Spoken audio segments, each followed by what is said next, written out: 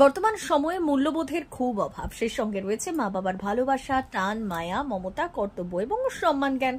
এই পরিপ্রেক্ষিতে প্রয়োজন স্বামীজির আদর্শ ও বিচারধারা, বিশেষ করে স্বামী রামকৃষ্ণ পরমহংসদেব এবং বিবেকানন্দ, সেই সঙ্গে মা সারদা দেবীর আদর্শ চিন্তা ভাবনা প্রয়োজন।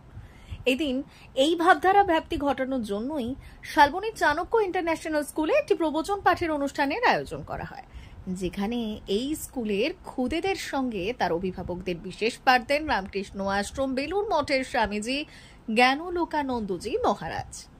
পাশাপাশি খুদেদের নিয়ে ইন্টার স্কুল কম্পিটিশনে পুরস্কার বিতরণী পর্ব অনুষ্ঠিত হয় এই দিন। এরপর প্রবচন পাঠ হয় এক প্রস্থ, মূলত ছাত্র জীবনে মূল্যবোধ শিক্ষা ও সুব্যক্তিত্ব গঠনে অভিভাবকদের গুরুত্ব বোঝাতে স্বামীজি পরামর্শ দেন। এদিন এই অনুষ্ঠানে খুদে স্কুল পড়ুয়াদের সঙ্গে উপস্থিত ছিলেন অভিভাবকেরা, সেই সঙ্গে উপস্থিত ছিলেন স্কুলের শিক্ষক শিক্ষিকা সহ স্কুল পরিচালক মণ্ডলীর সদস্যরা। উপস্থিত ছিলেন স্কুলের সেক্রেটারি ডক্টর অনুরাধা বিশ্বাস, সিনিয়র একাডেমিক অ্যাডমিনিস্ট্রেটর অভিষেক প্রধান সহ অন্যান্যরা। যদিও এদিন স্বামীজির বাণী শুনে উৎসাহিত হয় এই খুদে পড়ুয়া এবং তার অভিভাবকেরা। সুন্দর পুরস্কার বিতরণ হলো, যারা বিভিন্ন বিষয়ে পারদর্শিতা দেখিয়েছে তাদের পুরস্কার বিতরণ হলো, আর মা বাবারা অনেক উপস্থিত ছিলেন। তাদের উদ্দেশ্যেই আমি বেশি করে কথা বললাম যে পেরেন্টস আর ফার্স্ট টিচার্স, মা বাবাই হচ্ছে প্রথম শিক্ষক শিক্ষিকা।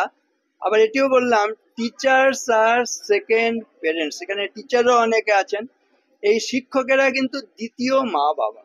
অসাধারণ সুন্দর এই কথাটা যদি মনে রাখেন সকলে, পেরেন্টস আর ফার্স্ট টিচার্স অ্যান্ড টিচার্স আর সেকেন্ড পেরেন্টস, তাহলে সন্তানরা ছোটরা ভালো হবেই।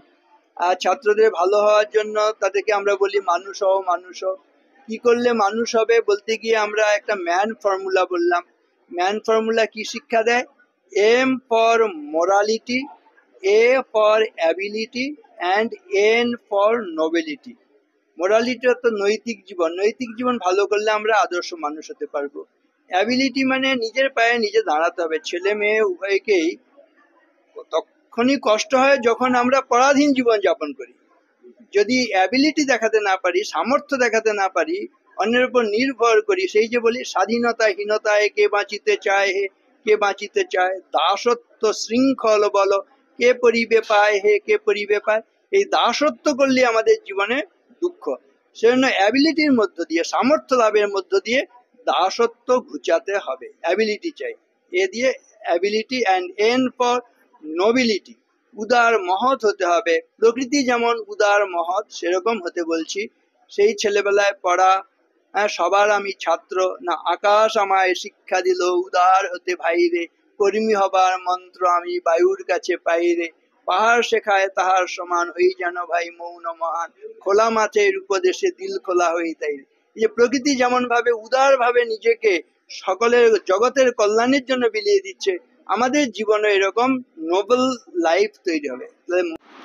স্কুলটাকে দেখে গেলেন চাণক্য ইন্টারন্যাশনালের, আমরা চেয়েছিলাম উনি আসুন, উনি এসছেন, ওকে স্বাগত জানিয়েছি, সম্মানিত করলাম।